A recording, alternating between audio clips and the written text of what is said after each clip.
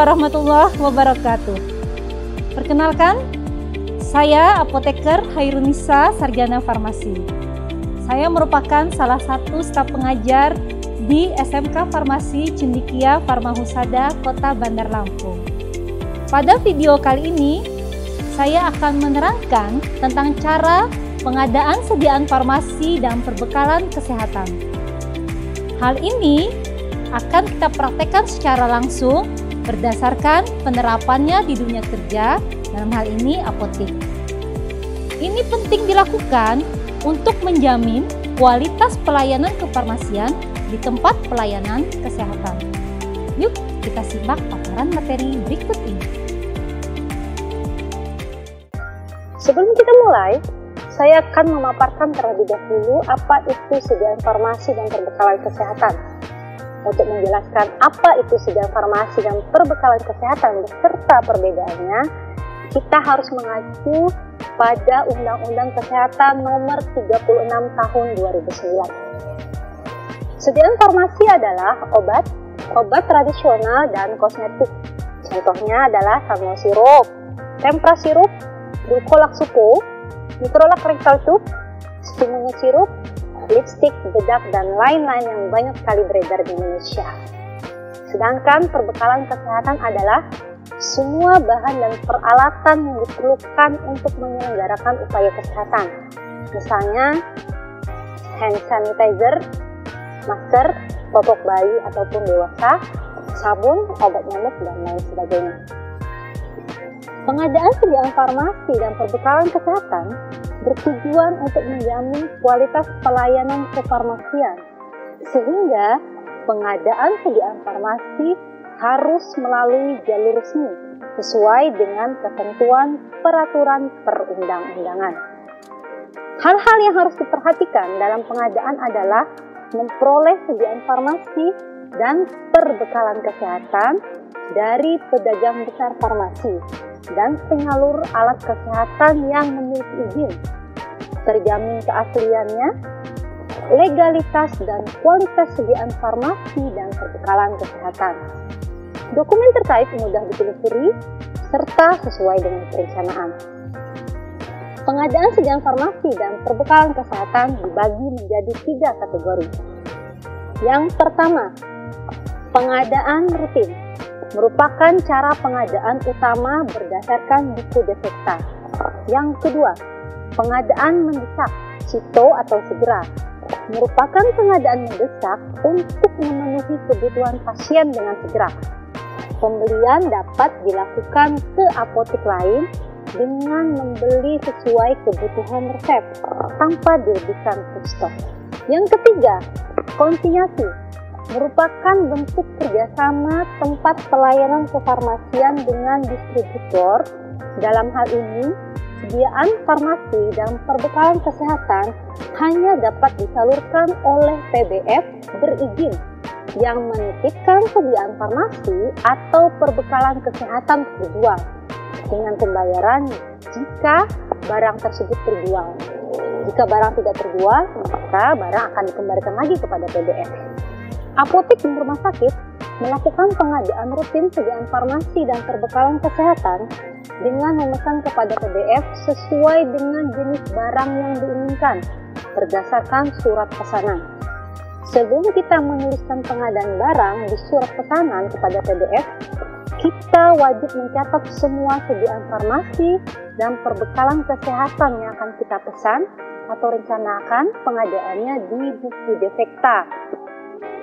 Buku defekta merupakan buku yang digunakan untuk mencatat sediaan farmasi serta perbekalan kesehatan yang akan dipesan dengan memuat tanggal dan nama barang lengkap beserta jenis sediaannya, kekuatan sediaan, serta jumlah yang akan dipesan kepada PBF.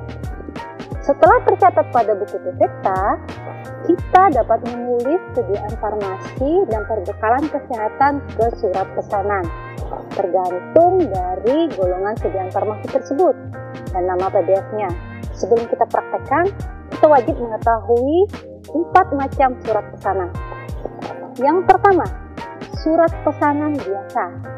digunakan untuk surat pesanan obat golongan bebas terbatas, obat keras, jamu, obat herbal terstandar, fitofarmaka, kosmetika, dan perbekalan kesehatan. Surat pesanan ini memiliki 2 rangkap dengan tujuan, satu untuk pedagang besar farmasi dan yang kedua untuk arsip. Surat pesanan biasa dapat digunakan satu atau beberapa jenis sediaan farmasi dan perbekalan kesehatan. Yang kedua, surat pesanan prekursor digunakan untuk surat pesanan obat yang mengandung prekursor farmasi seperti merek Tremenza karena mengandung pseudoephedrine, Colvin sirup yang mengandung fenilpropanolamin, dan lain sebagainya. Daftar obat prekursor dapat dilihat pada situs Badan POM yaitu pom.go.id. Surat pesanan ini memiliki minimal 3 rangkap. Surat pesanan prekursor dapat digunakan untuk satu atau beberapa jenis prekursor farmasi. Yang ketiga, surat pesanan psikotropika digunakan untuk pesanan obat golongan psikotropika. Surat pesanan ini memiliki minimal 3 rangkap. Surat pesanan psikotropika dapat digunakan untuk satu atau beberapa jenis psikotropika. Yang keempat, surat pesanan narkotika digunakan untuk surat pesanan obat golongan narkotika. Surat pesanan ini mempunyai minimal 3 rangkap. Surat pesanan narkotika hanya dapat digunakan untuk satu jenis narkotika. Setelah kita mengetahui jenis pengadaan dan surat pesanan, yuk kita praktekkan.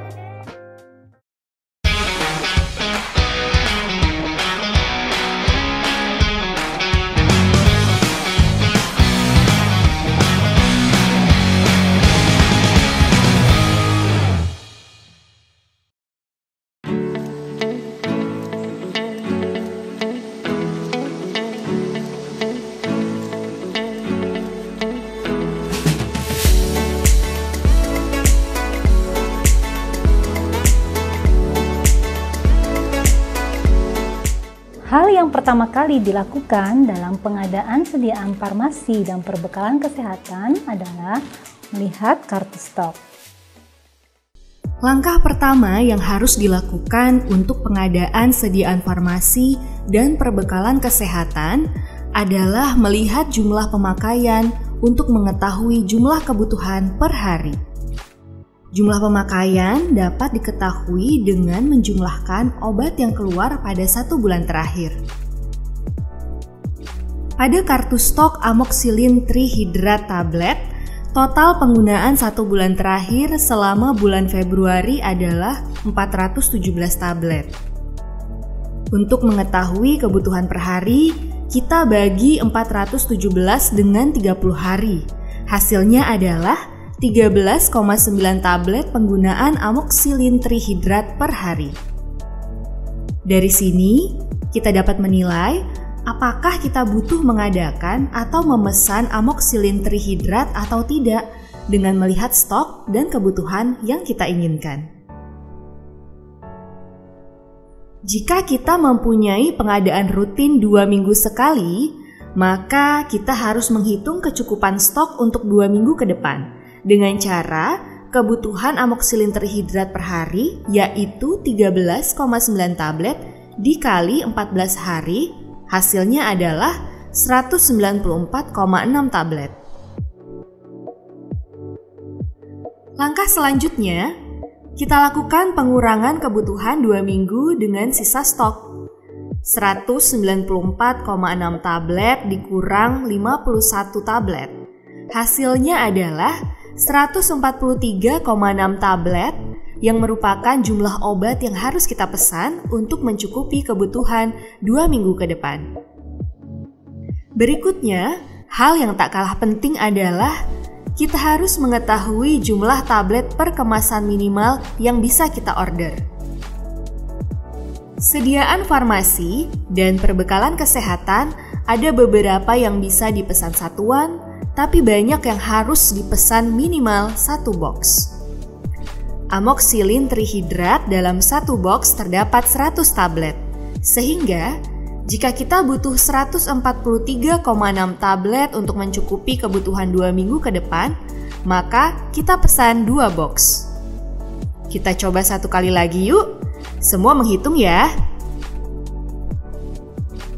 Total penggunaan lidocain injeksi dalam bulan Februari adalah 45 ampul. Sehingga kebutuhan per hari adalah 1,5 ampul. Jika pengadaan rutin 2 minggu, maka kebutuhan untuk 2 minggu ke depan adalah 21 ampul. Setelah dikurangi dengan sisa stok, jumlah kebutuhan untuk 2 minggu ke depan adalah 19 ampul. Lidocain injeksi 1 box berisi 20 ampul. Sehingga, berdasarkan data tersebut, kita pesan 1 box lidocain injeksi. Setelah mengetahui sediaan farmasi dan perbekalan kesehatan yang direncanakan pengadaannya dengan cara menghitung kebutuhan, selanjutnya kita catat di buku Defekta. Buku Defekta memuat semua sediaan farmasi dan perbekalan kesehatan yang akan direncanakan pengadaannya, dengan memuat tanggal, nama sediaan dengan kekuatan sediaan dan jenis sediaan, kuantitas yang akan dipesan, nama pedagang besar farmasi atau PBF, dan paraf.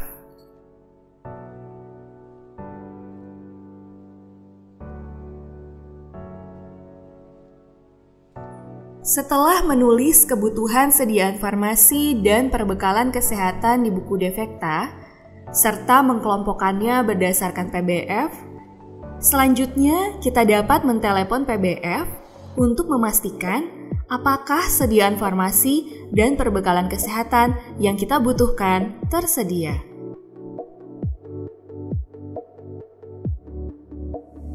Halo, selamat siang PBF Civada. Kami dari Apotek Civada ingin order obat, yaitu lidocain injeksi 1 box, Teravax 5 tablet 2 box, Aspiletab 2 box.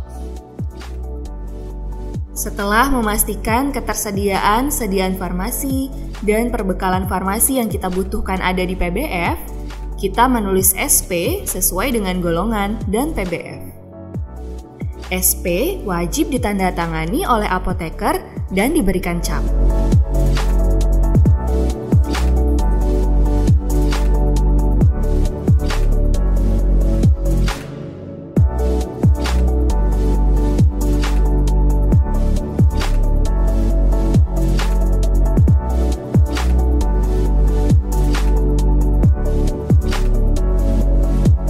Demikianlah video praktek pengadaan sediaan farmasi dan perbekalan kesehatan. Semoga menambah wawasan dan memberikan pemahaman kepada kita dan memberikan gambaran tentang praktek di dunia kerja. Terima kasih. Saya Apoteker Hairunisa, Sarjana Farmasi. Wassalamualaikum warahmatullahi wabarakatuh. SMK bisa, SMK hebat.